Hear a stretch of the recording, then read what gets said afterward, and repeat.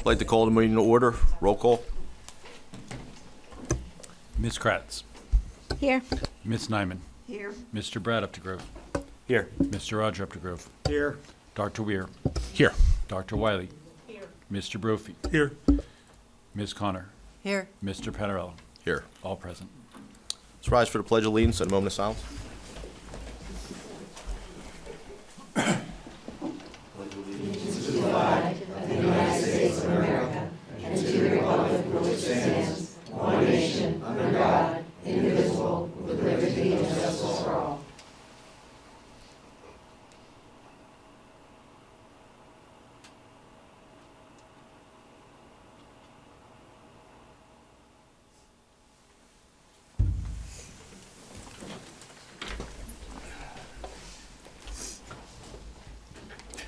The Board of School Directors held an executive session prior to February 10th, 2026 Committee of the Whole meeting. The topic was legal. The session lasted approximately 62 minutes.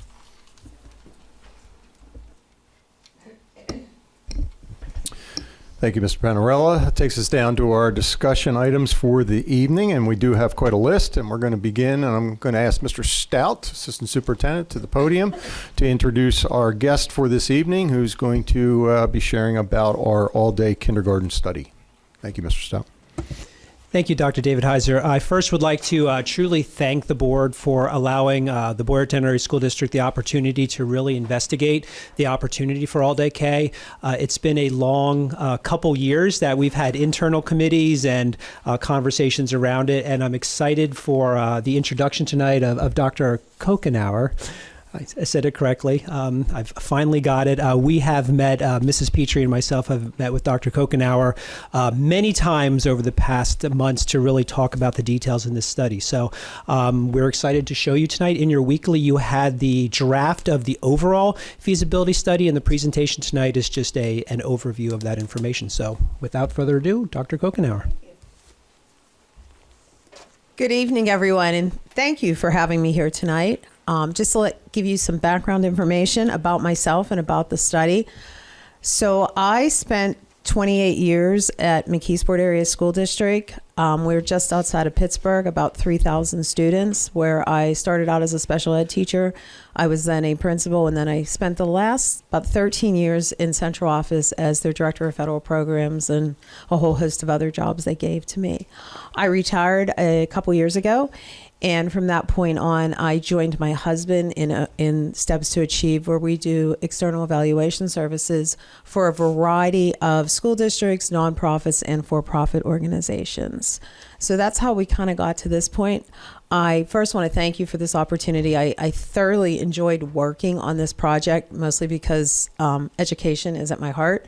And kindergarten and full day kindergarten and pre-K are something that I've worked really hard for all my life. So I was really thankful to do this. So I really thank you for the time. With that said, let's go ahead and get started. Oh, there we go. So I had to start with this first slide only because we send a lot of surveys out. I have never had a response rate like this. This is incredible. If you can see, we had close to 1,500 responses. There were really 4 surveys. The 4th one that is not up there was to the kindergarten teachers only, and I incorporated that into the staff survey. But as you can see, the numbers on the screen, you had 903 parents, 261 of your staff members, and your community response was at 332. So you had, an incredible response rate. And you have the packet, but I'm going to go ahead and show everybody else what we saw in the response rate. So when we're talking about parents, if you can see, over 89% were either positive for it or really did not have an opinion. They just remained neutral. And there was just a little over 10% that had negative sentiments to it. I am not a person that likes to read slides to people. But as you can see, we can see the top agreements. And one of the things they really understood is the benefits of children going to school full day. When I was doing some research for this, in the full report that you have, you'll see that there is a literature review at the beginning. And some of the things that I really took a look at was current book series that are out there. And your current curriculums, book series, whichever you want to call it, really are designed for students to attend school full day. So that is something that when your teachers are, if your teachers move to full day, their curriculum, their book series already have that incorporated into it. It's just going to be a matter of them being able to execute it with the students being there all day. Now, there were some concerns, and I think those are the concerns that we would think about is kids are going from basically 3 hours to 6 hours, give or take. How does that happen? Well, some of the things that we addressed during the study was it's not going to be let's beat education into 5-year-olds for 6 straight hours. That would be craziness. We want to incorporate play into their learning. We want to incorporate movement into their learning. Things that, unfortunately, if you're only there 3 hours, you're really trying to jam a lot of things in. If they're there 6, we're going to be able to expand that learning, incorporate center time, incorporate tier 1, 2, and 3 level supports with our kindergarten students. All of those things, but learning through play is extremely important. So when we talk about concerns with child engagement, I think some of that, as we were going through all of the comments, it was, you can't have my child there for 6 hours and just beat school into them. They're not high school students. We're not going to do that. So those are some of the concerns that parents had, but I think they're easily addressable with understanding how we teach kindergarten students. Some benefits, as you can see, that parents came up with is childcare cost. People won't having to pay. Unfortunately, I live in a district where is still half day, and I was forced to make a decision about where I send my own son, and I ended up sending him to private school for kindergarten because I needed childcare all day. And he was ready to go to school full time. So that's some benefits. Aligns with the preschool programs, reduces logistics, and then aligns with some of your neighboring schools. A lot of some of the comments I read in the parent part was, I had to go to private school, now I can bring my child back to Boyertown. That was one of the things that stood out when we were reading the comments. And let me say, of course, I had to summarize comments or you would be reading forever. Many parents provided comments. So that was not like 1 or 2. Like, we're talking over 900 comments were provided through the surveys. Any questions about the parent survey? All right. So then we had the community survey, and as I said, there were over 300 responses to there. And again, you can see on your screen, 83.6% positive or neutral. One of the negatives that did come out in the community survey, to be 100% honest, and I'm sure most of you can guess it too, is people were concerned about their tax dollars. And understandably, how will this affect them? How much money will it cost? I'm sure we had some people that are, I'm on a fixed income, I can't afford more taxes. So that was one that came out to be 100% fair. But as you can see, I put the things that came from the community regarding how positive full day kindergarten can be for your students. I'll give you a moment to take a look at that.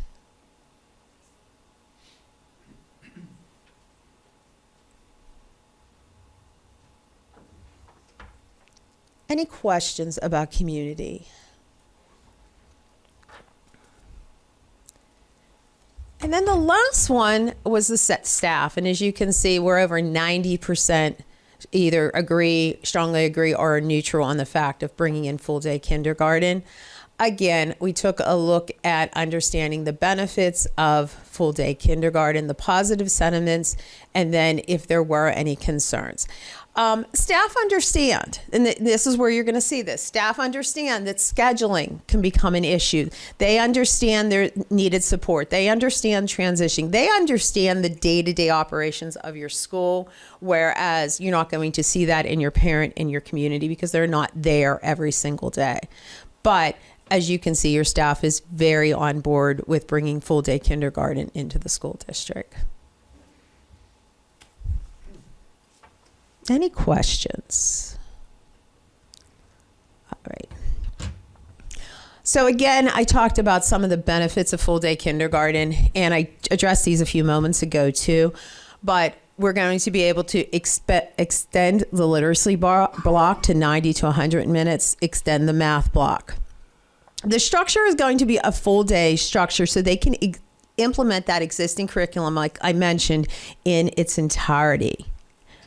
When we talk about the whole child development and the final column, that's when we're looking at making sure that the way we teach full day kindergartners is developmentally appropriate and that we're addressing all of their needs.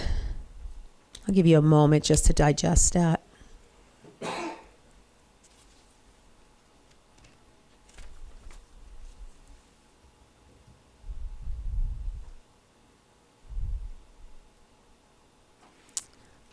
So now we're to what actually has to take place for you to have full day kindergarten.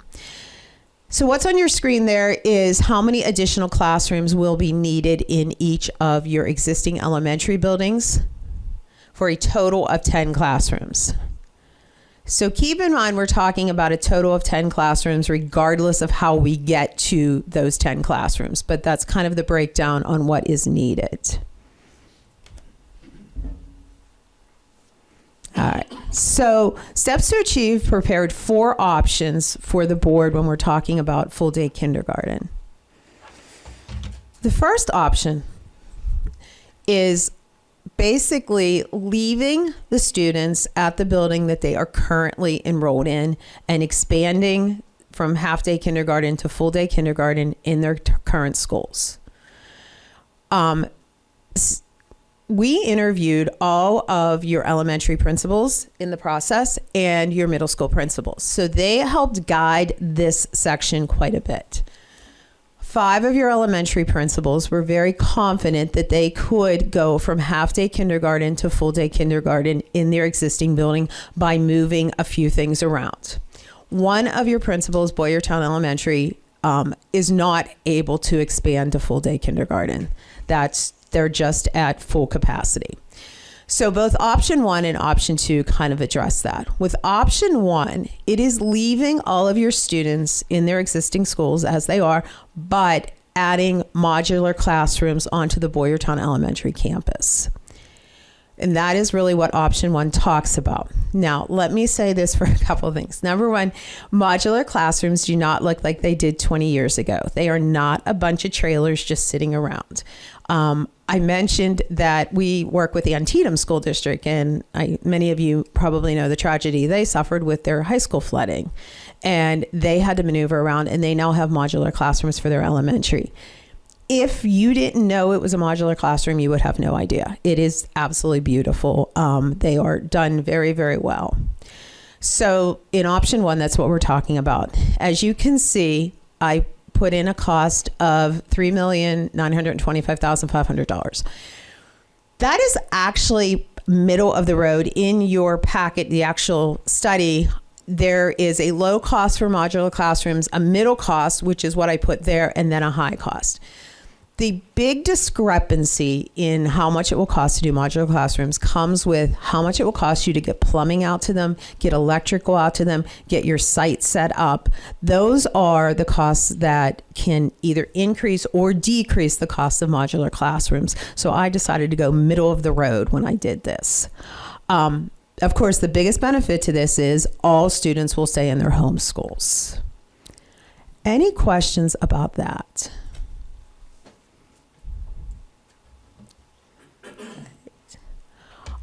Option 2 is very similar. Again, all of the students remain in their home school, but the difference with option 2 is Boyertown would either have to have a cap on the number of students that could be in each grade level, and then past that cap, students would have to go to a different school, or there's been a proposal to move 5th grade over to West and put them in a wing by themselves. They would still be Boyertown Elementary students, just being housed at West. They would not be middle school students. The Boyertown Elementary principal would still be their principal. They would have lunch themselves. They would have specials themselves. They would just be housed in a different location. So option B, as I said, everyone remains in their own school, but at Boyertown Elementary, you would have to make a decision to put a cap or move fifth grade over to West. In our interviews with your middle school West principal, they said yes, they would fit very fine. There is a place for them. They would be able to have specials. They would be able to have lunch by themselves, and it would work for West. Any questions about that? So would the principal, the elementary principal, would be traveling between the two buildings? So when we talked about it, we said that the elementary principal would ultimately be responsible for those students. However, the middle school principals would have to provide support as needed. So when we're talking about like a teacher evaluation, that would fall to the elementary principal. But if a child is in distress, then the middle school principal would need to go over. Yes. How does the staff and principal of Boyertown Elementary School feel about that? When the interview process, they seemed on board with that. Okay, and then I'm sorry, if we could back up real quick. The module classrooms for Boyertown, Yes. is that a scenario where they're completely standalone, or are they somehow connected to the main school, so there's no going inside and outside, or would that depend on how it could be set up? I guess? The way I understand, and understand I'm not an expert on this, but I would think they could be connected. And actually, the proposal that I got to do the pricing had its own restrooms out in with the modulars. Yeah, just to answer your question, Mr. Upgrove, I think we're in the day and age today where we wouldn't go out to go in, right? Anything from a safety security standpoint, from a weather and conditions standpoint, we would want those attached. So that, you know, that estimate, there's a lot of openness to what that estimate may be. I think if the board were to move forward with an all-day co-K program, were to select that as an option, that would be something we'd have to then start with an architect, start land development, start the types of processes and figuring out what's possible to be able to do. Because I think we're in the stages in today's world where we would want those connected. Right, and I hope that. I thought the community would need to hear that, Yeah. because they're probably thinking trailers outside. And actually, when I looked at the proposal, like your current camera system and everything could be tied in to the modular classrooms. So, And in addition to that, you know, you have a 5-classroom modular. If you have it attached to the building, your restrooms are typically nearer, sometimes those exit doors. So you oftentimes have access where you wouldn't need to plumb for, you know, your water for restrooms and alike. And typically you're not going to, we're talking about kindergarten, we're talking about portables. Typically the kindergartens would not be the grade level that would go to the portables. They would be your upper grades. And utilizing that, since we want to keep those kindergartners probably more centric in the building, closer to the office areas, closer to other restrooms, if they don't have them in their own self-contained rooms already. So that would be part of it. So there's some unknowns, and these are more generalities of some estimates. anybody else? Thank you. Where are we at here? Okay, so option 3 goes a little bit different. Option 3 talks about doing 2 primary centers. Basically, they'd be K-2 buildings in 2 of your existing buildings, and your remaining 3 buildings would be 3-5. This reduces transportation time for young students if you have your 2 primary centers on both sides of your school. And then, of course, it would align with your east and west feeding patterns that you currently have. We try to balance the enrollment between the 2 buildings. So designing a primary center is option 3. Any questions about that? Go ahead. That's still going to be long transportation time for some of those. Regardless of how you look at it, it's going to be long transportation times. Yeah, have those buildings been identified? Which, no? Okay.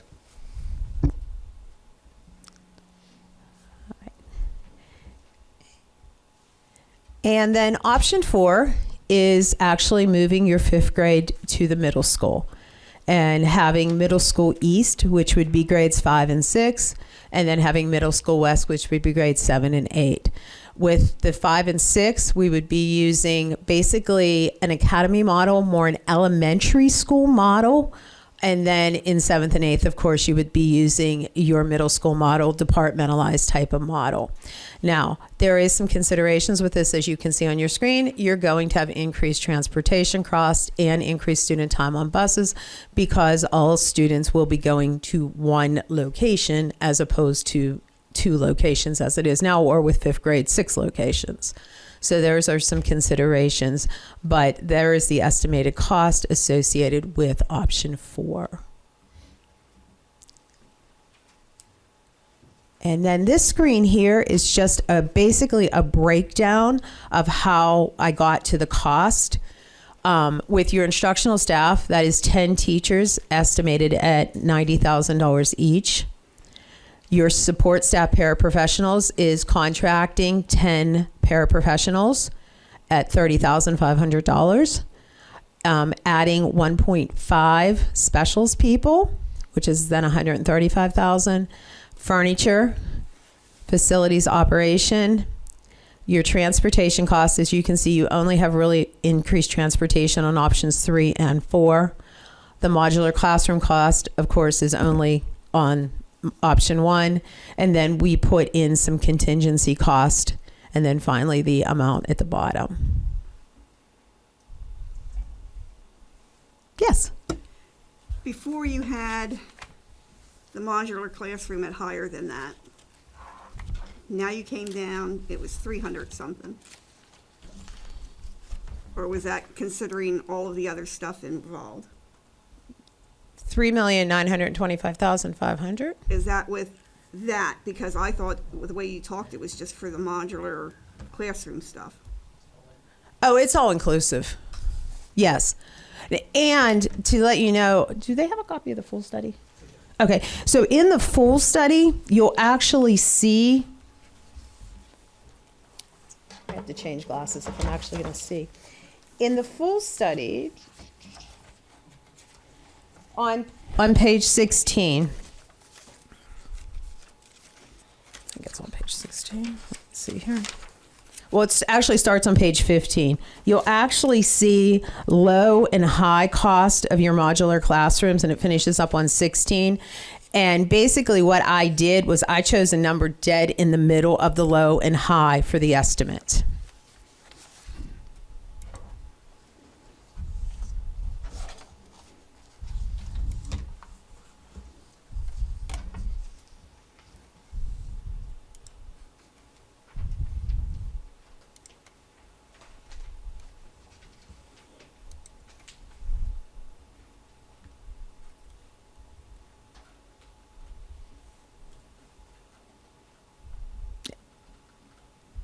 And it's definitely an estimate because, as we said, it's going to depend a lot on what it's going to take to install them. Any other questions? And then, actually, I talked a lot about this on the screen before, but these are your factors to consider.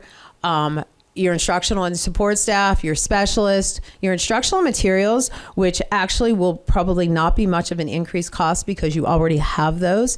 And then food service is also to be considered.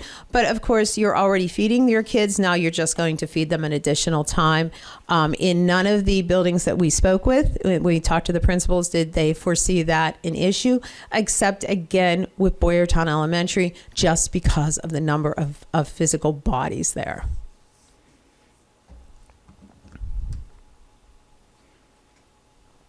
And then here are just some other considerations when we're talking about full day kindergarten. And I really cannot stress the importance of this will ensure alignment to your current curriculum and your current programming, special ed services, and then any kind of compliance with state and federal guidelines, especially when it comes to special ed services. And of course, there will be professional development to prepare the staff for full day kindergarten and any changes, and then also making sure that everyone understands that transition from half day to full day, both parents, students, and staff. And that's it. So thank you. Questions?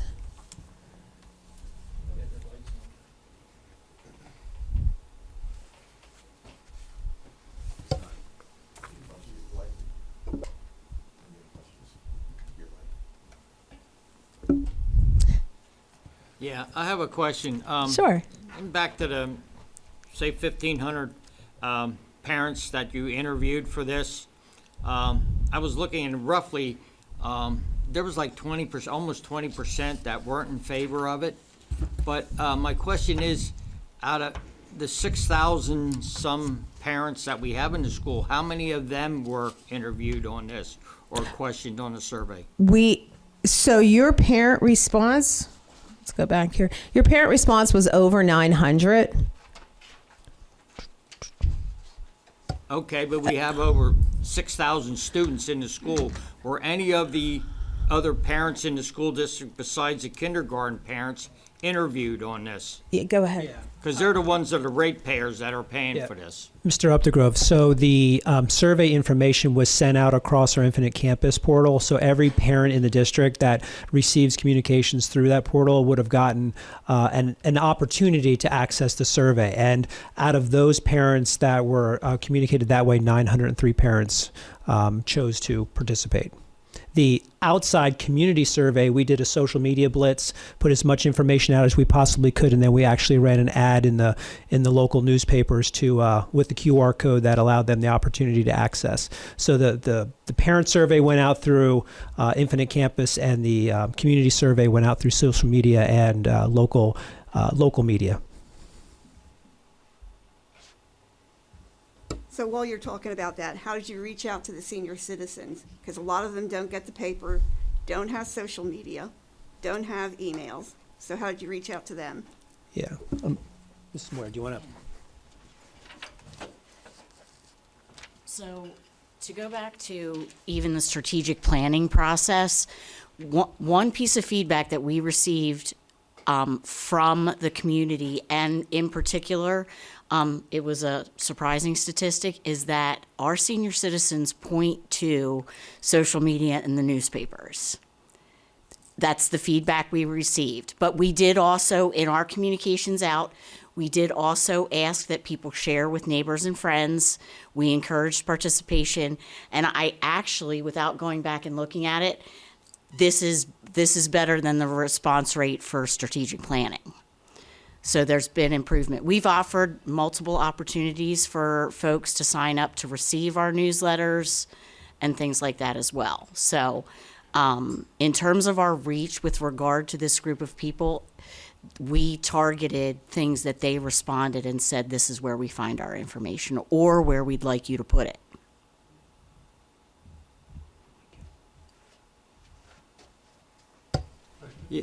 Yeah, I got a question on here on the key findings. You have down 10.9% express negative sentiment, disagree or strongly disagree, but 8.4% remain neutral. Yeah, so when I did it, I did 89.1 as positive or neutral up Okay. on top. I did, because typically when you look at a survey, if somebody is neutral, they don't really have an opinion at all. So we combined positive and neutral to come up with 89.1%.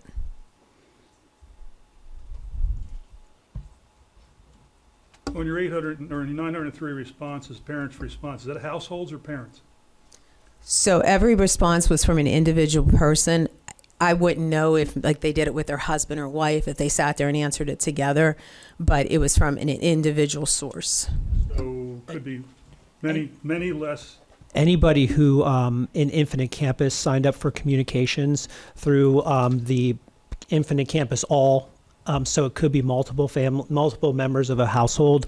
We didn't disaggregate that information because anybody who gets the weather communications, anything that goes out, it went out in that capacity. So there's probably families that have multiple communication channels, and then other ones that just the head of the household would be the point of contact. So wouldn't that skew your numbers?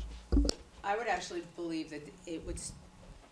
I actually believe it would skew them higher because if my husband and I are sitting together, we're not going to fill out two surveys. I'm just going to fill out the survey for both of us, even though it was both of our opinions. So There's no guarantee of that. So initially, both of you could put in and say yes, or both of you could put in and say no. absolutely, So that could possibly skew your numbers. except there's still two individuals. So Two individuals, one family. Come on, let's not play word games.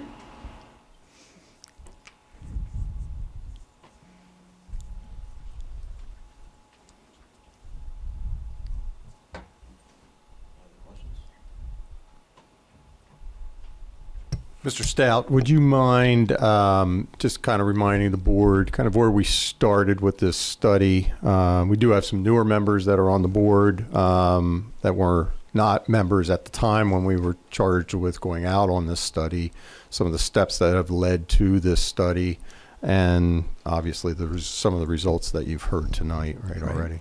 Yeah, you've shared a little bit of that in your overview there. We started with an internal committee within the district that we took district stakeholders and really talked about what a possibility of all-day kindergarten would look like within the Boyertown Area School District. We had everybody from human resources to transportation to our teachers, and we spent time really evaluating currently what we're doing in our pre-K program and then how we would expand upon our practices within our kindergarten program to have an efficient and effective all-day kindergarten program. And Dr. Kokenauer really hit on what a lot of the information that came out. It was very similar, ironically enough, with the feasibility study as far as where we landed. So we took that information and then made the determination that we needed to look to a potential outside entity to give us an overview from, I'll say an unbiased perspective and give us what we need to do to make an informed decision as to whether this board is willing to commit what needs to happen for all-day kindergarten to take place. So over the course of the past, oh my goodness, I'm trying to think of how in November, really worked couple, maybe every other week, we had a meeting or some conversation based upon information that had been collected. And when we put out the RFP for outside entities to conduct the feasibility study, all of the elements that are in that RFP are what Steps to Achieve performed for us, including the survey, including kind of that curriculum analysis, the research behind all-day kindergarten. And this is the culminating project. And what was given to you in the weekly report this past week was approximately 40, almost 50 pages of information that really gave an overview. And like I said in the beginning of our presentation tonight, this presentation is really just the highlights of that study. The details are within the almost 50 pages that were shared with you about what that looks like. So the board and Dr. David Heiser will look for guidance as to what the next steps in this process will be.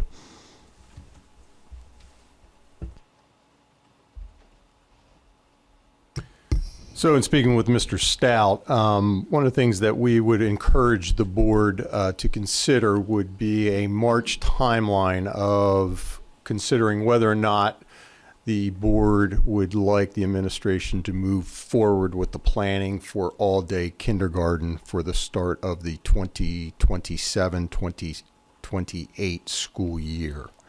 Much of which, as you just heard in the Finance Committee, we are projecting, and as we did with last year's budget, projecting some full-time equivalency positions in order to plan appropriately from a financial lens to be able to have the affordability melded in across 3 years and 3 budget cycles to be able to afford the types of things that are needed in most especially with teachers in this type of planning. So we are ready to receive any inquiries or questions, further things that you may have or need or want or desire in terms of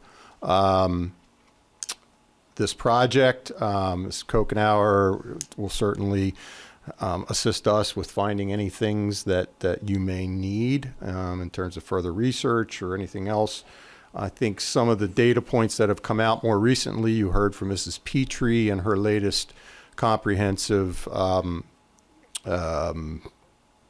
presentation when it came to data, and one of the data points that was stated in that conversation was that nearly 60%, based on screeners that we did and completed with our kindergartners within the first couple of weeks of the school year this year, is that 60% were below our average in readiness levels when it came to kindergartners.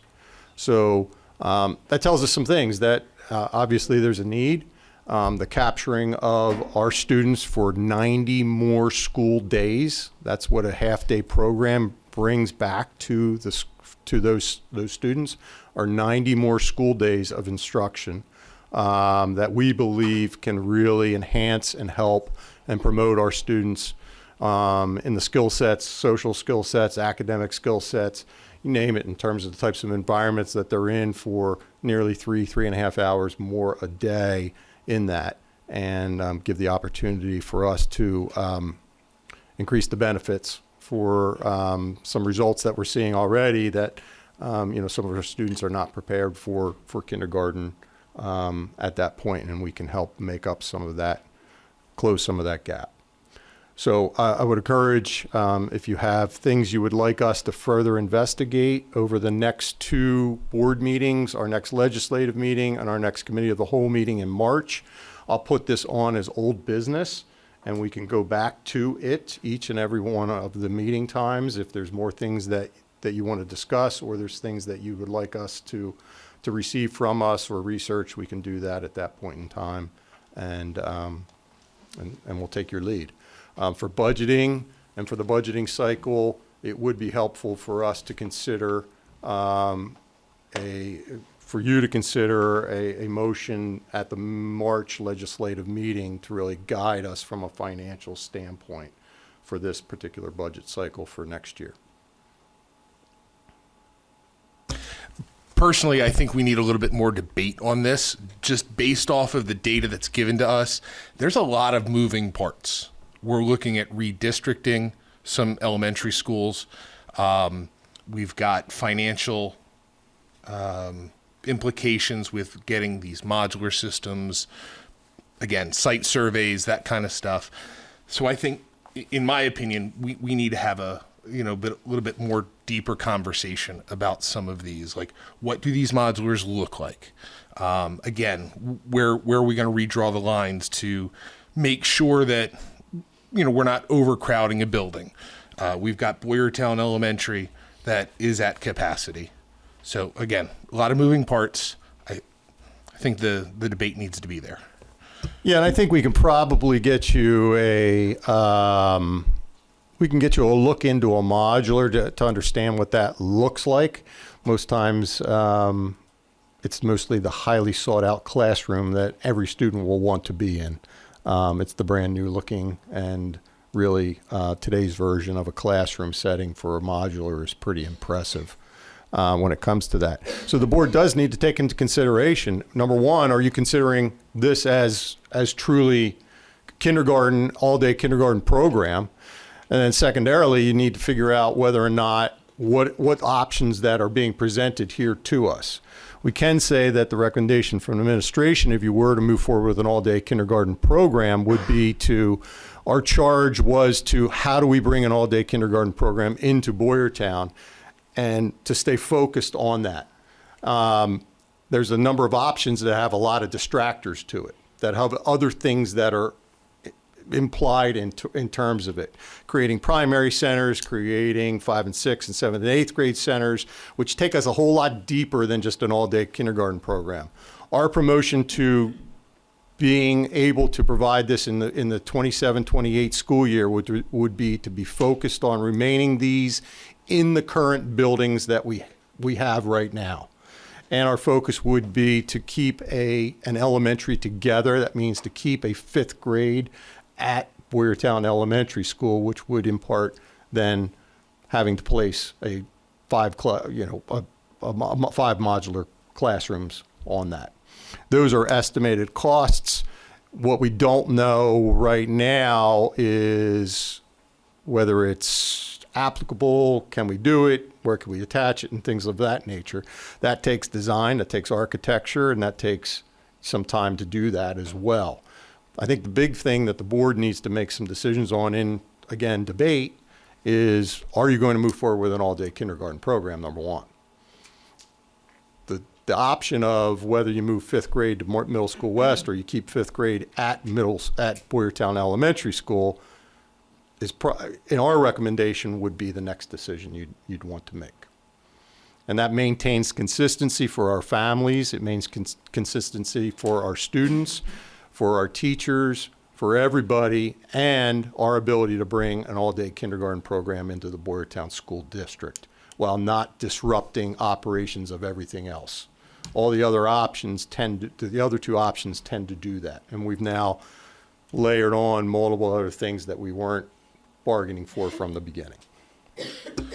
Also, you mentioned that we're essentially adding 90 extra days to a kindergarten. Do we have a curricular plan set in place to going from that 3 hours a day to the 6 hours? Yeah, we don't have that written in stone, but we do have a plan of how we would get to that within the start of the 27-28 school year.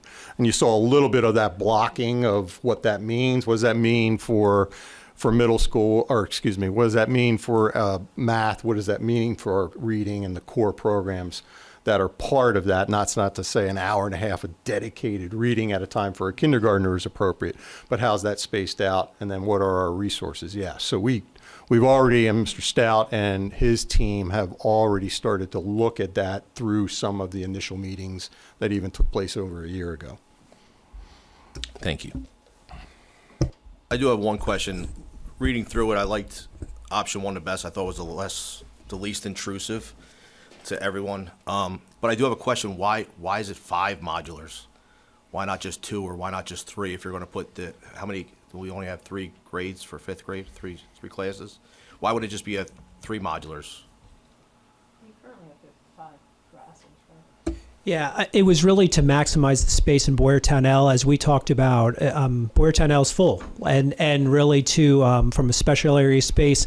They have a unique music room that is kind of like leveled and whatnot. So their flexibility of space that they even have in their building right now really is not. I just said flexible again. It's not very flexible. So we wanted to maximize the space. It certainly would come back. We were doing the ultimate opportunity to capitalize. And if it only takes 2 and that's what we needed to do and we can squeeze it in, the concern would be over time, is that enough for what might bring to the building as a need? Because currently right now, and enrollment is starting very shortly, we do have to move students out of Boyertown L, and they need to attend neighboring schools like Colbrookdale and Gilbertsville because it's just there's not enough space. So we wanted to capitalize on the opportunity with that. And like Dr. David Heiser said earlier, don't envision all day K going to the portables. It's really going to be more of what is the most effective use of that space to be able to capitalize on it. Okay. And that could in fact be your specials. That's going to come down to the planning phase. Is it possible for us to visit some of the districts that have been successful with their kindergarten programming, for board members to truly see in action the ability to have the centers, the ability to work with children in a way with the kinders in a way that is beneficial to them throughout the day? Yeah, I mean, we have 37 districts across Montgomery County and Berks County that we can, make contact with and see if we can schedule some nearby visits. We can see if, and I know Dr. Kokenauer, you've been working with Antietam. Maybe there's a wiggle room for us to go visit what a modular looks like at Antietam, to take a site visit there. So we could possibly schedule something through that. So let me see what we can do in a short time period to see if we can get you out and schedule some things. Yeah. Should we do a show of hands to see who wants to continue moving forward? I mean, if you have 5 people here that are like, no, this is on out. I think it would be very, very helpful for administration to see what type of support we have moving this forward or not. Certainly if we're going to be scheduling out visits and things of that nature. When I'm looking at the different costs of the 4, the one which sounds like the one everybody thinks would be the best would be the modulars. You have it broken down to a yearly cost for those modulars. Is that $2,260,000? Whatever. Are we renting them? I'm just trying to figure Again, out why that will be a decision you'll need to make later. Renting and leasing leasing or buying is a different cost associated with it. Again, at that point, when you're going to be spending that amount of money, you're going to bring several, vendors in and work with the individual vendors to get the best deal for your school district. Again, I did not go into all of that. I took some estimates. My question is, why is it a yearly charge and not a one-time? Because the way I did it was like a leasing charge to start with, and you put a lot of money at the front, and then it's lesser as you move forward. You can buy them outright. It depends if you're going to do a capital project in the next 5 years that may put an addition on, and I'm making this up, put an addition onto Boyertown Elementary, then you would only want to have the modulars for that period of time. So a lot of that would be a decision that would have to take place once you make a decision if that's the way you're going to go. What I would highly recommend to the board, if the board wants to move forward with an all-day kindergarten program, yet is indecisive in terms of the options, I would highly recommend that we go out with a professional service, an architect, to help give us more exacting numbers on what the land development would be, the ability to attach to a building, some of the codes and permits, what's available, what are the prices. All of those are in the wheelhouse of an architect that could help design that for us fairly quickly and give us closer estimated prices. Yeah, feasibility of attaching portable trailer, portable classrooms there, right? Yeah. We have the project going on over at Boyertown Elementary. How is that going to hamper that? Well, we don't know because you haven't made any decisions in regards to all-day K. But I don't believe the two of those collide in any way because one is would be on the exterior.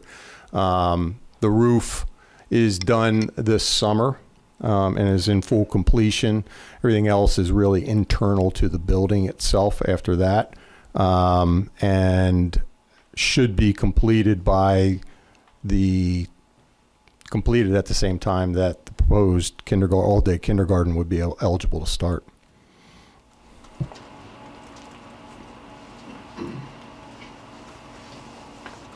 Should we get a show of hands here, guys, or who would like to continue moving forward? What does that mean exactly? To look into it. These are the people who have interest in it going forward. Us continuing to look into it. Well, I'm interested in continuing the conversation. Yeah, so to continue the Sure. conversation, I need you to raise your hand. How many is that? 2?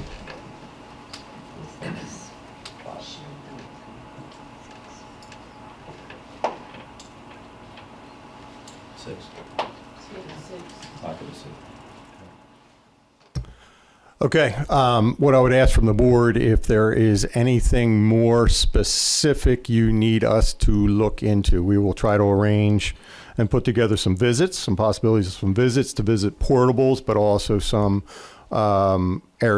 districts to which you could speak with some kindergarten programs. And yeah.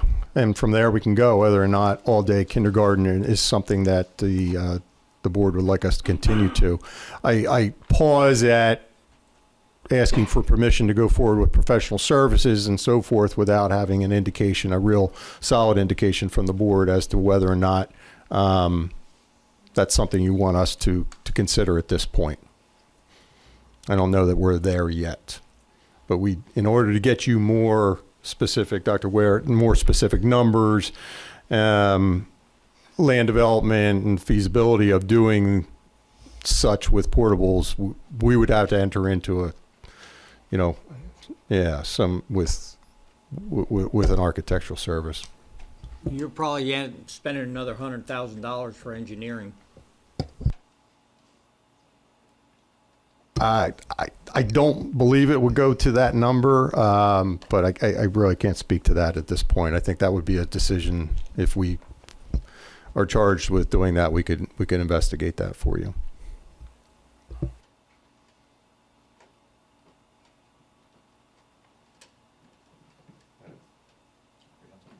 Mr. Stout, anything more? All right, we're switching to comprehensive plan. Item B.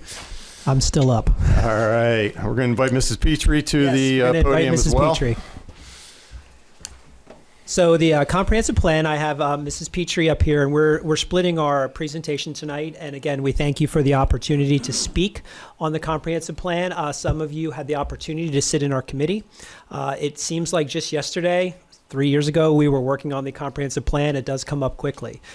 So this is a 3-year plan, and we are going to go into the specifics. I'm going to take more of the overview of the plan, and Mrs. Petrie is going to talk about the data that's part of the plan. The Comprehensive Plan Steering Committee, as you can see on the screen, is a pretty extensive group.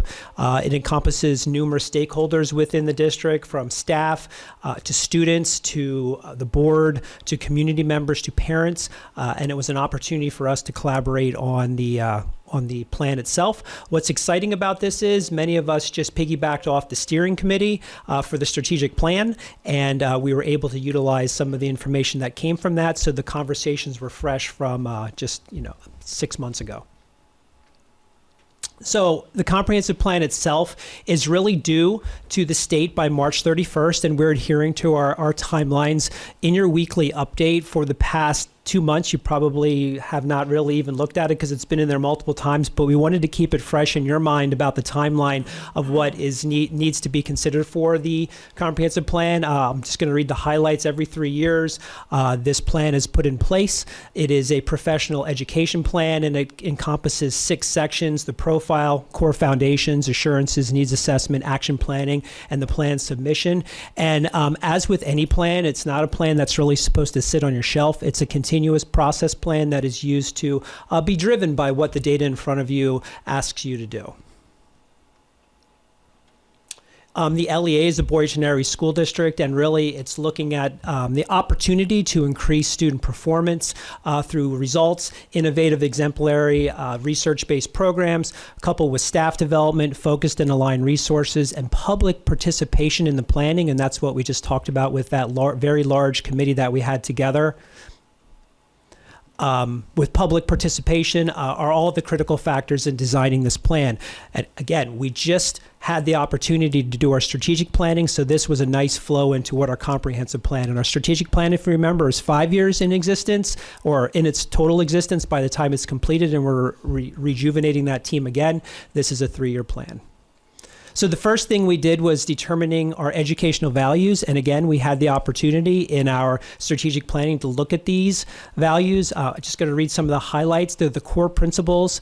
They're the values that create a moral compass for the organization and its employees. They help and guide decision making. They establish a standard, and they are an internalized framework of what is helping to drive the school district. As our strategic planning process, we created a new vision. And if you think a vision is where we would dream to be, the mission is really the roadmap to get there. So our vision that we have as a district is to foster a welcoming and innovative learning community that empowers all students to thrive in future career paths and contribute as engaged, informed citizens. The roadmap to get there is our mission is to cultivate curiosity, critical thinking, decision-making abilities, equipping all students to be future ready and resilient. These are the values. I'm not going to read them all to you, and we're going to get a little bit more in the weeds of the values here shortly. And as we've worked over the past, my goodness, six years on our portrait of a graduate, we keep coming back to our real world knowledge, our social emotional awareness, and our composition of character as far as our portrait qualities that we have talked about. So these are the values that we discuss as our educational statements. We did create value statements for each of our stakeholder groups. If you remember that large list we had earlier, we have our students, staff, administration, parents, and community. So again, it's a lot for me to read for you. You've had this in your weekly, but our students created their own value statement, which was really exciting to hear our students at the high school level. I actually was observing our students driving our group, which was really cool to see. Our staff had the value statement that they created as well. Administration created a value statement that they've worked on over the past couple months as a collaborative group.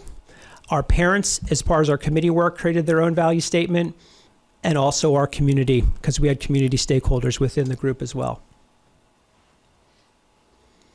So our committee work, digging into our committee work, we determined the priorities, analyzing data for goal setting and action planning. As over the past, I'm going to say maybe 10 years or so since the Future Ready Index has been in place, we utilize this as a data tool. In fact, the comprehensive planning process actually has an element within the comprehensive plan that requires you to go into that Future Ready PA Index and take data out of the index and put that into the comprehensive plan. I remember in kind of a funny way, the last time we did this, they had not updated the comprehensive plan data. So we were actually looking in 2 years ago data. We are blessed in this time the state was able to get the current previous year's information in the index for us to evaluate. And within that Future Ready Index are different elements that Mrs. Petrie is going to go into as far as the specific data points. So at this point, I'm going to pass the presentation over to Mrs. Petrie. Thank you, Mr. Stout. So really, our work with our team, we had kind of three major steps that we went through. At the district leadership level, we reviewed our Future Ready and local data to really look at some priorities and needs, look at what are our strengths, what are some of our areas that we might need some additional focus. And then our comprehensive planning team reviewed the Future Ready data, made some of their own observations, and we shared out some of our local data that the average person wouldn't have access to. We put some data compilations together for them to look at. We identified some trends and observations from all of those pieces to make some decisions on what we felt would be important areas of focus. And then our final piece was the comprehensive planning team identified 3 areas of focus, really based on the data trends that we saw and the conversations that we had during those meetings. And I do, want to publicly thank everyone that was a part of that committee. There was really some great, robust conversations all surrounding how do we support our students, how do we help them move into those vision and thinking about how do we meet our strategic plan. So it really was some really great conversation with the teams. So our first priority that was identified is also directly aligned to a lot of the things that I've been talking with you about during my presentations over the past few months.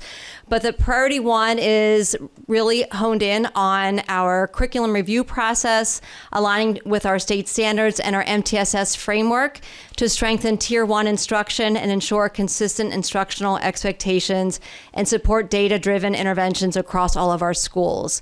So thinking about within that 3-year, making sure both our ELA and our math curricula are aligned to the state standards, looking at the resources that are supporting our students' needs, and making sure that we are truly implementing and supporting our staff in that implementation and thinking about that multi-tiered system of support.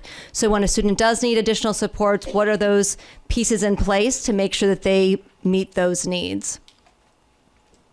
So if you look at the measurable goals for that, really the only thing that changes from our target year 1, 2, and 3 is that the addition of, by the time we would reach our target 3, both the ELA and math curriculums would go through the curriculum review process.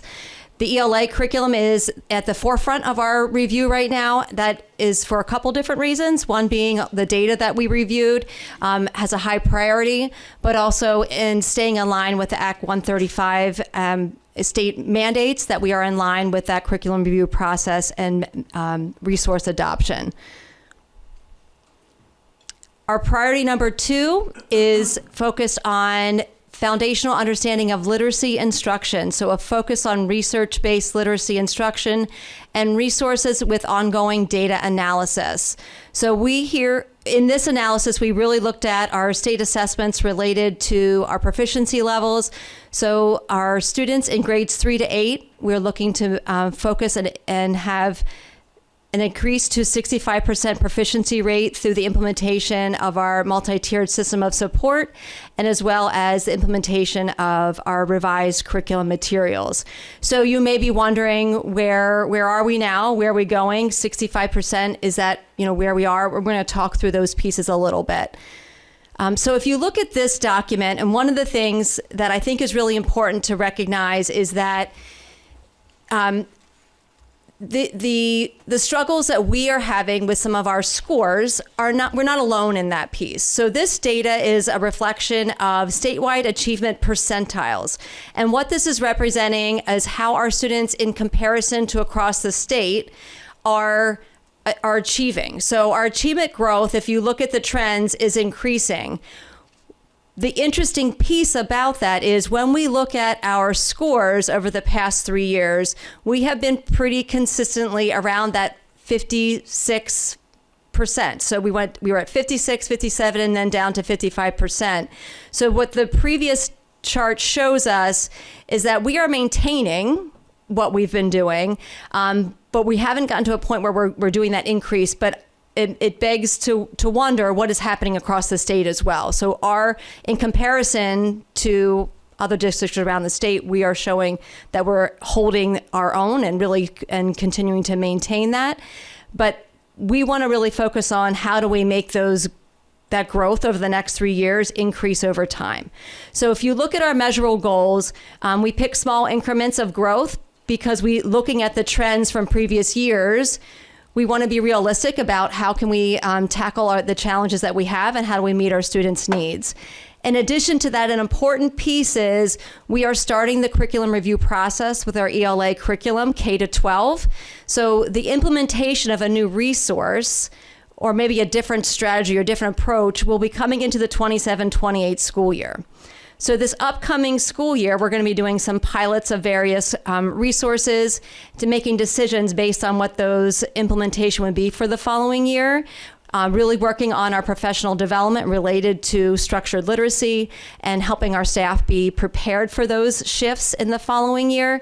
So whenever you're implementing a new resource, it's not a light switch that changes overnight. So it's really a building in that process and providing that solid foundation for that implementation of that additional resource. And then our goal would be that in year 3, we would reach that 65% proficiency for our grades 3 to 8. Our third priority area is an area that we saw trends as something that we want to continue to focus on, and that's areas of two of our subgroups. So our students that have individualized education plans or IEPs and our economically disadvantaged students, we have seen kind of stagnant results with them as well, and we want to make sure that we are supporting the growth and for that population. So if you'll note, you'll see that I've broken down the proficiencies that we're looking to grow in the different areas based on the data that we do have related to those populations and the support needed. I think it's important to recognize if we look at our students that are identified in special ed services or economically disadvantaged, those numbers have increased over the past years pretty significantly. So the reason I want to highlight that is I think it's important that we recognize that we are supporting all students, and maybe that making sure that they might need some additional resources that we might not have needed in years past. So we want to make sure we are meeting their needs and providing that additional support that may be necessary. This slide, I just want to point out just a couple things when you think about how do we compare to maybe some other districts around our area. So if you look at these comparisons, and I'm going to focus just on the far left at the overall, those are rankings within Berks and Montgomery County. You can see for ELA, math, and science where we would fall. So if we look at ELA, for example, in the other districts, there are 18 total districts in Berks County, and we were at number 5. In Montgomery County, there's 21 districts, and we were number 16. So this is just an idea for you to have, like I said before, the needs are not just here in Boyertown, they're all over, but we have to focus on what our students need and what we want to do to help them continue to grow and make sure that we're making those advances that we are planning for them. Yes. You said with Berks, we're number 5. With Montgomery County, we're number 16. It seems like we're doing better in Montgomery, which I would think we should be doing worse, and we should be doing better in Berks. So there are 21 total school districts in Montgomery County, and we're number 16. So if you look at the top Number one would be where we would strive to be, right? So we're the 16th in, yeah, yep. It's not a percent, yeah, yep. Thank you for asking that clarifying question. Any other questions about these rankings? Okay. So like I said, this breaks down our goals, and this is based on the information of the previous data that we have for the student populations, looking to boost those proficiency levels in those targeted areas over that 3-year span.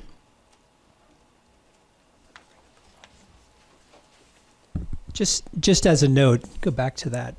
This one? Keep going. There you go. Just as a note, when you look at those trends with the county with respect to ELA, math, and science, it's exciting to see that we were the number one out of the Berks County schools in math as well as in science. I think that's number two. I can't see quite that far, so I apologize. But one of the reasons we prioritized in that the curriculum review cycle, our ELA, and really with the structured literacy initiative through the state is really, that's where we need to put our work at first to really start to help to improve our students. So that is definitely a focused purpose of what we're going to be doing as a district. Mrs. Nyman. Yeah, before you go further, can we go back? I think it's 1 or 2 slides. The other one, sorry. Oh, the graph? Yeah, we Yep. have down the economically disadvantaged. What about the kids with IEPs that aren't economically disadvantaged? So that economically disadvantaged number it is not necessarily a student with an IEP. That is any student in our district that qualifies for economically disadvantaged. But on the one slide, you have the IEPs with, So that could be, they could be a student with an IEP and economically disadvantaged. We didn't disaggregate that data. So that's just total students that are in special education. I just want to make sure I understand. So your goal is to increase the ELA proficiency 10% in 3 years, and the previous 3 years we went down 1%? Yeah. So it is, you can see that we've maintained that 55%.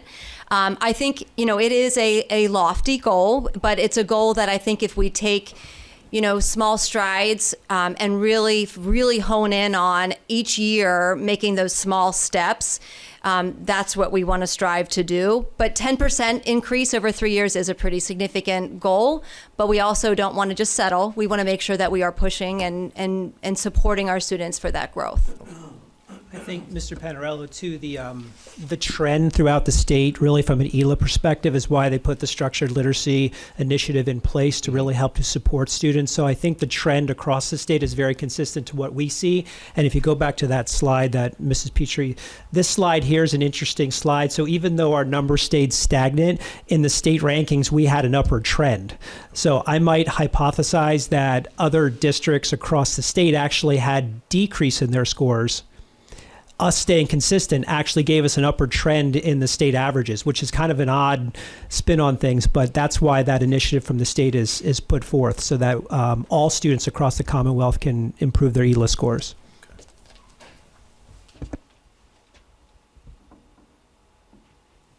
Any other questions related to the data or need to see another slide for a little bit longer period of time? Mrs. Petrie, could you go back to the slide showing the targets? Yes. For the curriculum? Here, Yep. one of my questions Okay. is this slide here where the math and the deficits in math will not be addressed until 2027. So I would say, not that the needs are not being addressed, but that curriculum review. So the focus on this current curriculum cycle, we are diving deeply into our ELA curriculum and looking at those resources. I'll continue to be talking to you about potential resources for adoption for that 27-28 school year. So what we're doing with our ELA work right now, we will be doing with our math groups next year. And not that we're not addressing those needs. Our teams are working diligently to use the data that we have and make sure that they are providing intervention and supports I don't want you to think that we're not focusing on helping students, but that formal curriculum process is not done at the same time, because that's a lot of work and it's a lot of intensive. And not that we couldn't do a lot of work, but we want to make sure we're doing it as thoroughly as possible, so that when we're implementing, we're focused on one implementation, especially thinking about our elementary school teachers who are teaching all of the content area. We want to make sure they understand that resource thoroughly, they understand the science behind, especially with reading instruction, and that they're able to implement that with fidelity and not be trying to toggle between two things at one time. So that they're familiar with the math resources and math curriculum we have right now, and we're doing various interventions at different levels. But that full review of the curriculum would be starting the following year. So presently, here's my concern. I'm under the impression that certainly the teachers are trying to meet the needs of the children in the classroom. But for those who are not gaining, or those who are not proficient, there is no overarching intervention for math for those children, and there won't be that kind of structured intervention until 2027. Is that accurate? So, so what I will say is that each building, depending on the resources that they have the intervention teams between the reading specialists and the intervention teachers, and I'm speaking for the elementary level now, they look at what the needs are at their building, they look at their schedules, and they provide various supports based on that data. Like Mr. Lentz presented in the budget presentation this evening, we are asking for 2 additional intervention teachers at the elementary level to start being able to build that support across our buildings. And if you think back to my presentation in January, one of the things our goal would be to be able to add those resources at all of our elementary schools by the time that we are ready to implement our full MTSS system. So right now we are building those systems, and hopefully with the budget, we would be able to add the personnel to be able to really dive into looking at all of those pieces and making sure we're not looking just at ELA, but we're also looking at math. I hear what you're saying. I'm very concerned about the math. And to add one intervention person, right? That's not one at each school. Am I correct? At this what we're asking for at this Next time year. is 2 intervention teachers at the elementary school, 1 at the middle school. So we're asking to add 3 intervention teachers to our system. And then the following year, we would ask for 3 more intervention teachers, 2 at the elementary, 1 at the middle.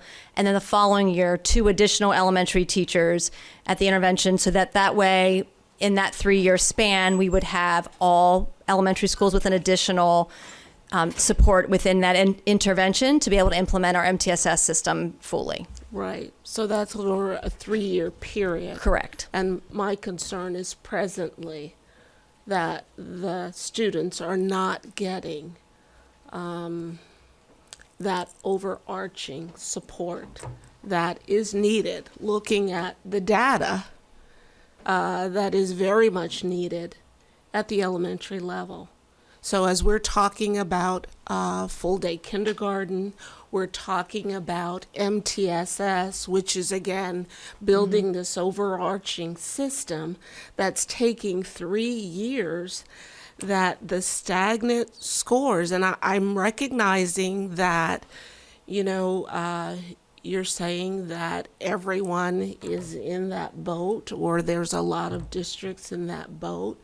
But we need to be about looking, right, at our children and looking to see what can we do now to move them forward. And that is by no means, I'm not I understand. complaining Yep.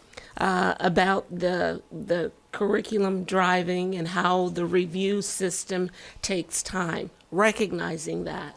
But we also have an obligation to look at what can be done in addition to this, so that children aren't waiting 3 years before this can come to fruition. Yeah, and it's a very valid point. Dr. David Heiser made the point earlier, which is not part of our presentation, but 60% of our incoming kindergartens are not at benchmark, coming to us before day one. So if you look at an MTSS model where 80% of students should be successful in tier 1 intervention, and we've already got 60% of our kindergartners coming in, not meeting that expectation, that benchmark before kindergarten even starts, 100% correct. We have to do what we can to build that capacity within them so that they can be successful. Mrs. Nyman? How many intervention teachers do we have right now? Off the top of my head, I'm trying to think back. I can pull up give me a second, I'll pull up my presentation from.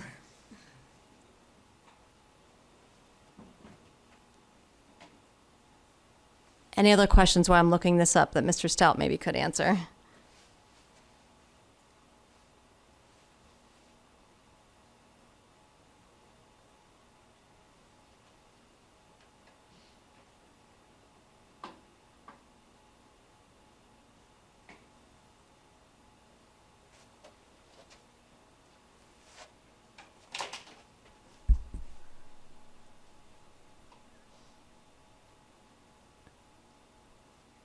All right, currently, and I'm going to go by building so that I don't have to do all the, I'm not doing all the math in my head right away, but currently at Boyertown Elementary School, we have 2 intervention teachers and 2 reading specialists. At Colbrookdale, we have 1.5 intervention teachers and 1.5 reading specialists. At Earl, we have 1 intervention teacher and 1 reading specialist. At Gilbertsville, we have 2 intervention teachers and 1 reading specialist. At New Hanover, we have 2 intervention teachers and 1 reading specialist. At Washington, we have 2 intervention teachers and 1.5 reading specialists.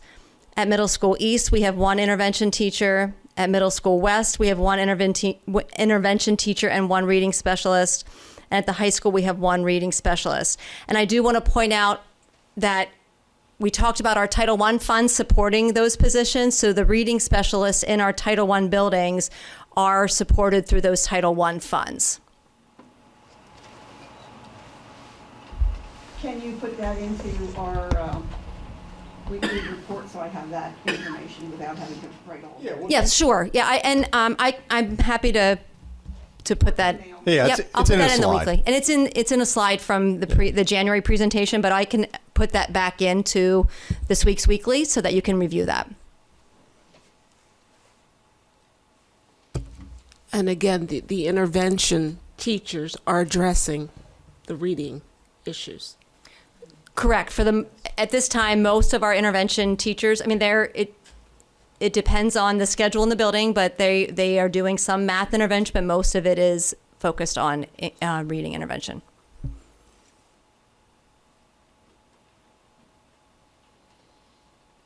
Thank you. You're welcome. Any other questions? Petrie and Mr. Stout, why don't you walk the board just through the steps of the comprehensive plan? What's the next action steps, and Yep. as this is a required PDE document?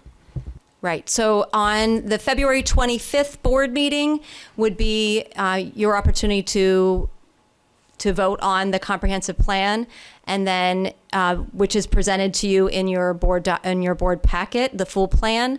Once you approve that, we can submit it to the state it sits for public review for 30 days, and then we submit it to the state, 28 days, excuse me. And then March 31st, we would submit that to the state. So if I go back to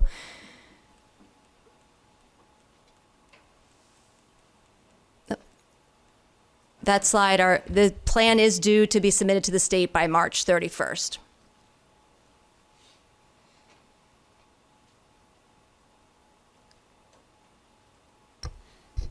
Thank you very much. You're welcome. So under item C, what's being presented is the 26-27 school board meeting calendar. Mrs.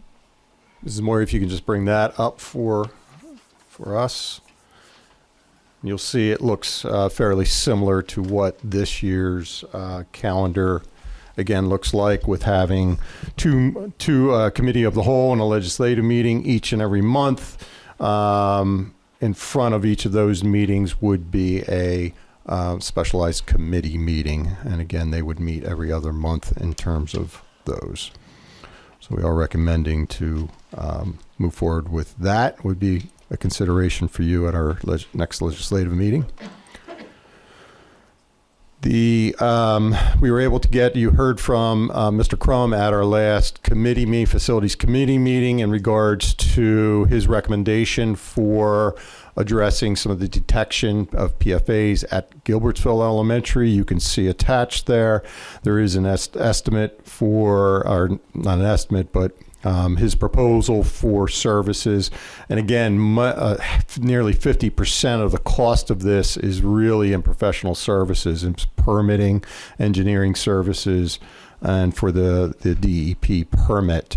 Based on his presentations, his expertise in the area, his work with the resin filtration systems to date, and hearing from him most recently after getting all the results back on the multiple other things that needed to be tested upon. He truly does believe this will certainly bring our detection levels down closer to zero, certainly inside of the 4 parts per trillion, which are recommended for 2031. And I would really highly recommend the board to consider moving forward with this as quickly as possible. I'll ask for you to seek your approval at our legislative meeting, and moving forward with this, we can issue POs separated out for professional services and separated out for the equipment themselves, so we can move quickly on this. The estimated time to install is probably inside of a week. The long period of time is really more about the permitting with DEP, and we will try putting as many calls into those needed folks at the levels that we need to try to expedite this as quickly as possible. Dr. Weir? Just a quick question on the installation and permitting. Did he give us a time frame last time in his presentation? Did he say a month or? So the time frame for installation, I think, is really inside of a week to actually do the install. It could be upwards to 4 to 6 months on the permitting themselves with DEP. So he was recognizing that, he believes with moving on this as quickly as possible, we could have this up and operating in time for the start of the 26-7 school year. We did move forward, and I've given authorization to facilities to move forward with a PO with Mr. Crum on, we talked about the 2 bottle fillers and putting the on-site filtration at those 2 bottle fillers, as well as, I believe there are 4 or 5 other fountains. And the estimated cost was going to be under $5,000, and I told him to already move forward with the purchase order for those to get those moving as quickly as possible. We're probably going to need to do some creative plumbing on site with those things to be able to address those as quickly as possible, and hopefully have those up and running in not too long a time period. Now, is this considered a capital project, or is this coming out of No, this will be general budget. Yep.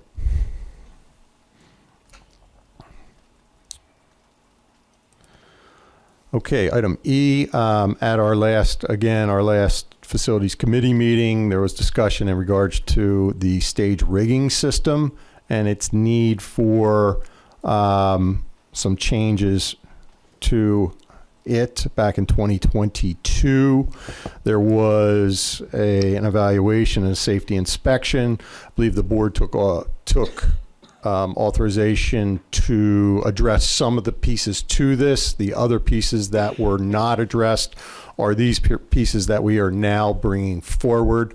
From a sense of there needs to be updated work on these, most especially many of the roping systems that hang a number of the riggings for drop downs for backgrounds and scenery and all such things, and many of the locks with regard to those. So Mr. Ramsey also spoke at that committee meeting, as he is point with many of our shows and many of the other shows that take place throughout our community that uses the auditorium. And it is really highly recommended that we move forward with a system for that. We did receive some estimates on on this and some quotes on this. We will need to make sure that we are getting the necessary quotes and making sure that we are getting the lowest estimate proposal for these current systems. But it is highly recommended that the board move forward, and we would like to do this through the summer months, in time in which most of the auditorium is down in terms of shows and so forth. This is too busy a time right now.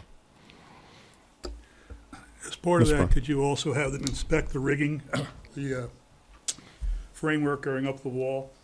That's what the problem was before. They were actually pulling out of the wall. And we had them reattached, and also the flooring underneath of it was uneven and had to be repaired. So if we're going to go back in there and look at all this stuff, we actually should re-inspect all that also. Yeah, I would agree. That's good to know on those two items. Do you have the name of the company that did it at that time? We brought a special company in. I think Mr. Bramble had mentioned that. I can't recall who had done it the last time. Was Sapis? I don't remember. Sapsis, I think it was. Yeah, they came in, did a pretty good job, very fast for us, Okay. because it was a high safety concern. 'Cause So, I think it is Sapsis who, again, was the one back. so they'd have all the records for what Yeah. they did. Okay. Okay. And that's really what we've been going off of as well. So we can do that. There is a consideration for an alternative transportation service agreement. And again, this is for, we have a number of students that need transitional services for vehicles out of district. So for students that fall within McKinney-Vento that are named homeless, a number of our surrounding districts have already partnered with these service agreements. And it delays the process that we don't have an agreement with this same organization as well, since it delays where the sending or receiving district needs to pay in full. We need to then pay back the school district, where it's a lot simpler for us to be able to be dealing straight across with this actual transportation service agreement. So it's considered First Alt. It is actually a subsidiary of the larger transportation system called First Student. And it is just an alternative transportation service. The contract, and in my former districts I've worked with, we've utilized this service already. And with high success rates, most especially for those long distance runs that may take up to an hour outside, that might be singular in nature with regard to a student, and many of whom are going through different types of transitional things in their lives or with their family with regard to residency and so forth. So we bring forward, and we would like the board to,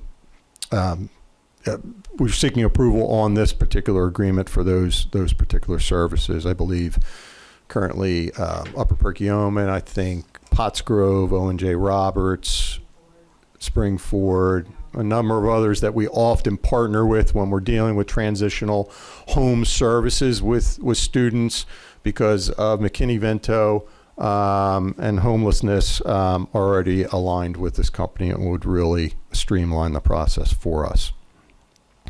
I'm going to turn it over G, H, and I to Mr. Lentz. Thank you, Dr. David Heiser. So G is the Berks County Intermediate Unit mandated budget. It represents a 3% increase. It covers the mandated core services that are provided to districts by the IU. The dollar amount is determined based upon a number of factors, including our average daily membership and our market value, come together in the formula and the information that's presented. And this covers the services that they do with regards to management services, specific school-related services, job alikes, curriculum leadership services, Act 48, and other support services for entities as core services that we do not pay for outside of this budget.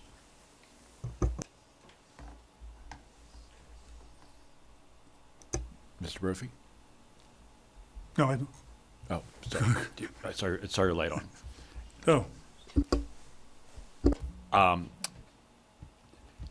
No questions on that. Next is lease agreement between Boyertown and Berks IU with regards for classrooms at Washington Elementary. It is an annual renewal. It covers the 2026 to 2027 school year for an annual amount of around $6,300. And just a note for the board, if the board were to consider an all-day kindergarten, and which obviously would impact Washington, this would be a lease agreement that we may not be able to offer due to the spacing components and utilization of classrooms. We certainly would have additional spaces in alternate buildings that we could discuss with the IU, including Pine Forge, where there may be some additional spaces there for them to move this class to that as well. Was this an increase or did this stay the same? Same.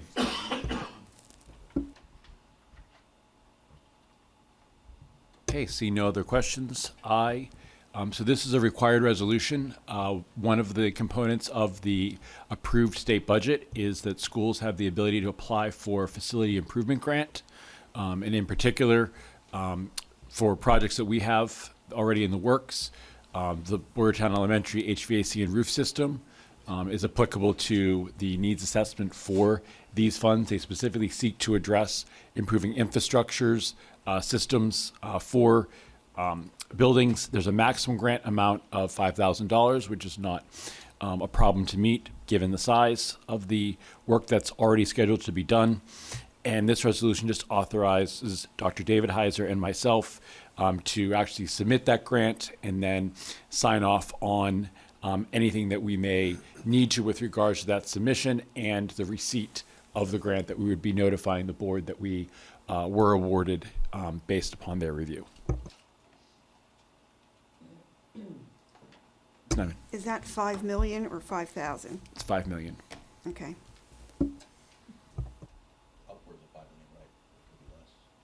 Correct. We apply for the full $5 million, knowing that we have to have a 25% match to that, and we do because of the scope of the project.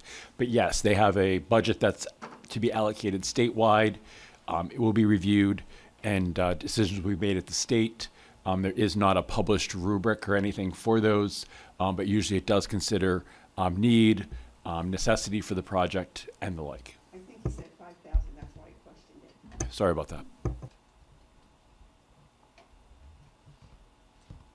Okay, thank you. Thank you, Mr. Lenz. Under item J, there was a settlement agreement. The board had received that in your weekly packet in regards to the student number listed. And item K, overnight trip for your consideration for our youth in government. And you can see the number of students, 75 students approximately be attending, teachers, how the pay would be distributed among participants and the district alike. So that will be placed on your itemized list for consideration next board meeting.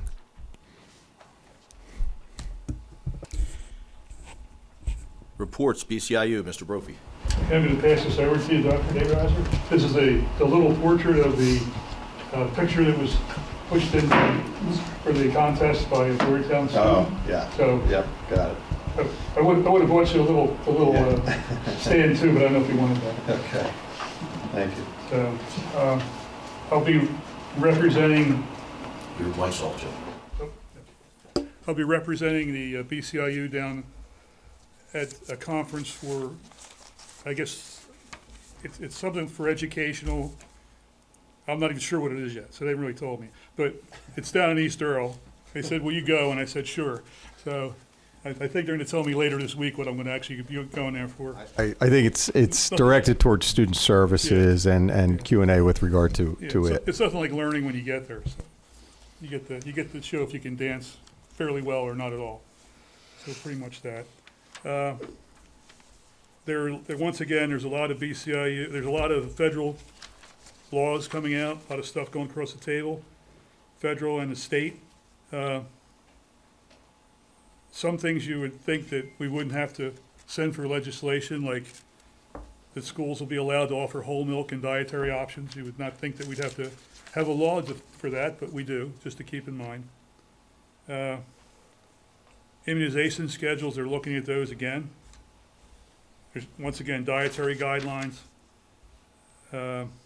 The state, the transgender bans and all, they're being looked at, so it's still out there. And that's at the federal level. State-wise, not too much that I can say that would be of interest at this point, just some things they're carrying on and continuing. But pretty much that's it, not a lot else for us. I think one of the things it's hit the media most regularly is the consideration of cell phone bans, right? Yes. That's now coming around in Pennsylvania. And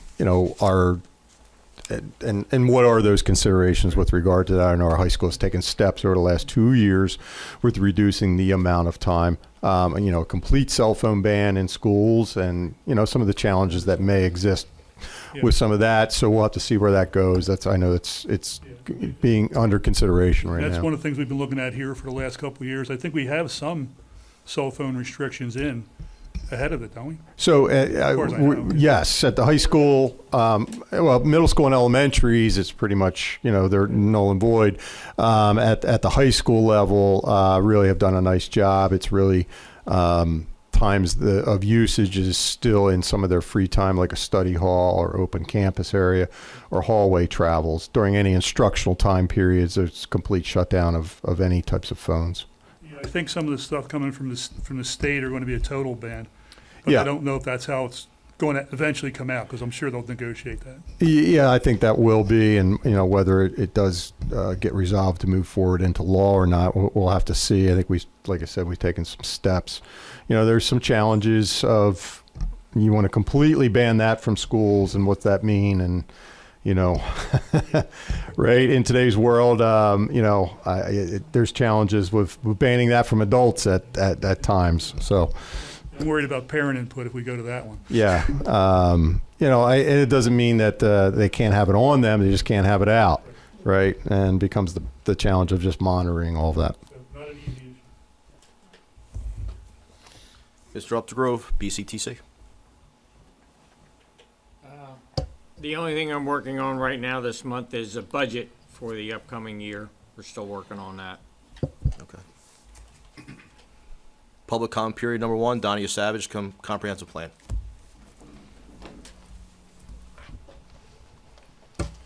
Good evening. Great presentations tonight.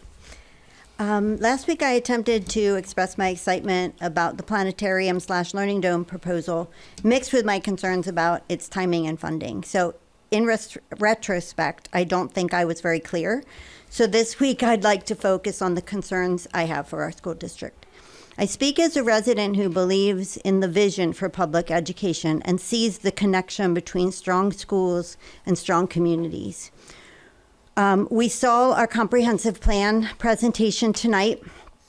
And before I came, I looked at the comprehensive plan that's in place right now, which spans from 2023 through the end of this school year. The priorities there included a clear focus on overall growth in ELA across our elementary and middle school grades, citing a downward spiral.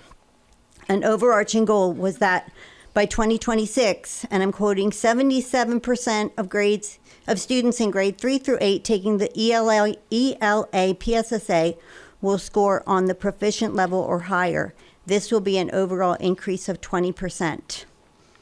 Now, we know that that is attainable because that was the level that our kids were at in the 2010s.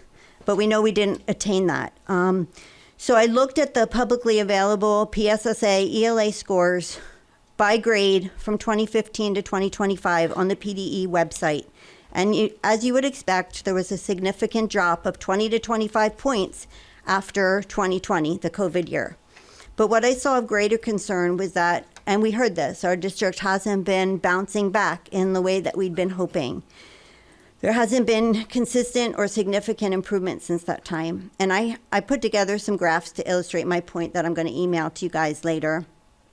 But I've also done some spot checking, just spot checking, I'll say. You can dig a little deeper on your own. That indicates that some of the districts around us have bounced back. So what are we doing?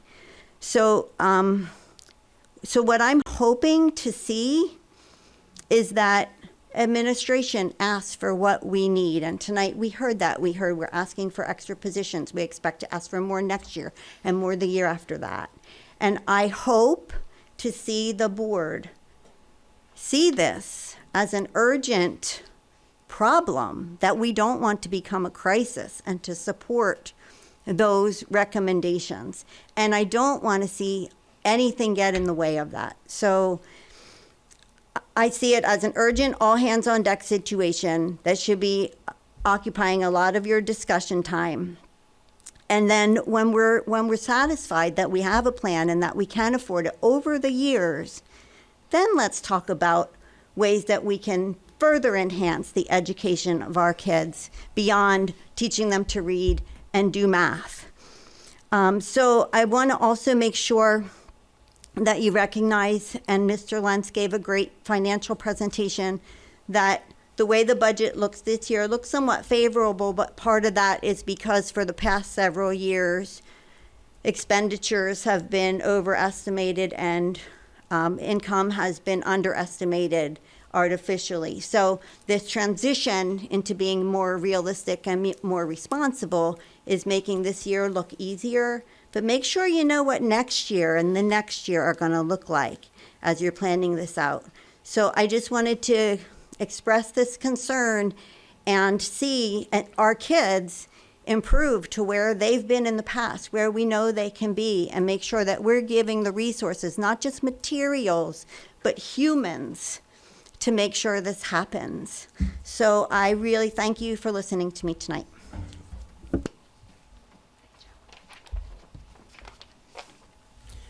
At this time, we're looking for the approval of the February 3rd, 2026 legislative meeting minutes as presented.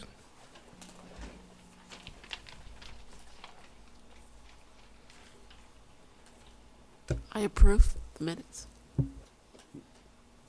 That's a motion. Who's going to second that? Okay, let's all jump in.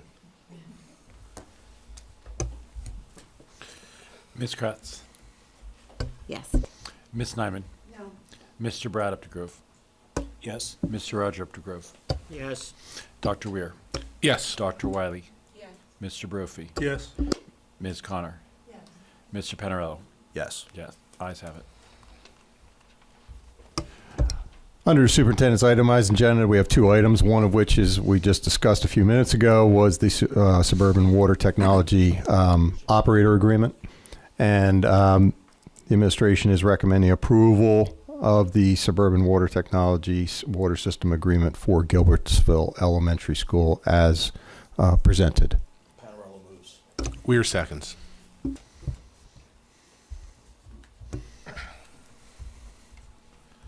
Ms. Kratz, Yes. Ms. Nyman, Yes. Mr. Brad Updegrove, Yes. Mr. Roger Updegrove, Yes. Dr. Weir, Yes. Dr. Wiley, Yes. Mr. Brophy, Yes. Ms. Connor, Mr. Panarello. Yes. Ayes have it.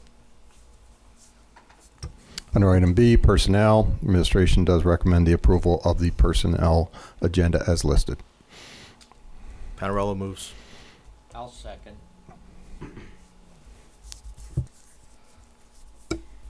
Questioning again why we have a resignation, the supervisor of curriculum after 12 and a half years. Need to go in exec? We're not going into it exact. You could have asked this question prior. We've had this since when, Friday? Excuse me. I have a right to know. You do, and you could have asked that question 3 days ago. We've been here since 5 o'clock. We're not going to executive session. I object to that. Okay.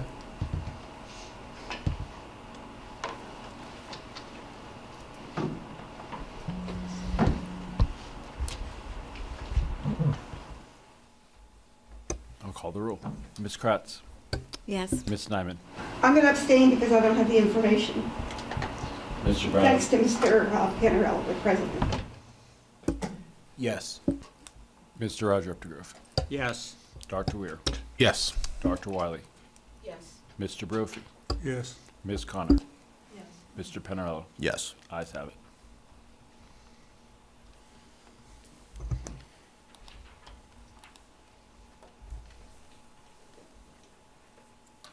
Old business, none. Sorry. Yeah, item A, old business, there is none. Thank you. There's no one signed up for comment period number 2, so it's board comment.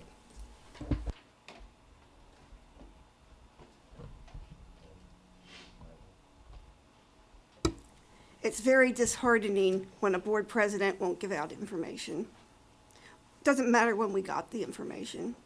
I'm a board member. I'm supposed to have the information. Very disheartening.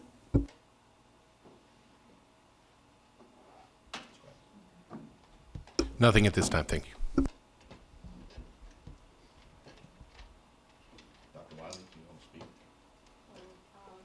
I would just like to reiterate my concern about the data that we are seeing, about the lack of proficiencies that we're experiencing in our young learners. Nothing.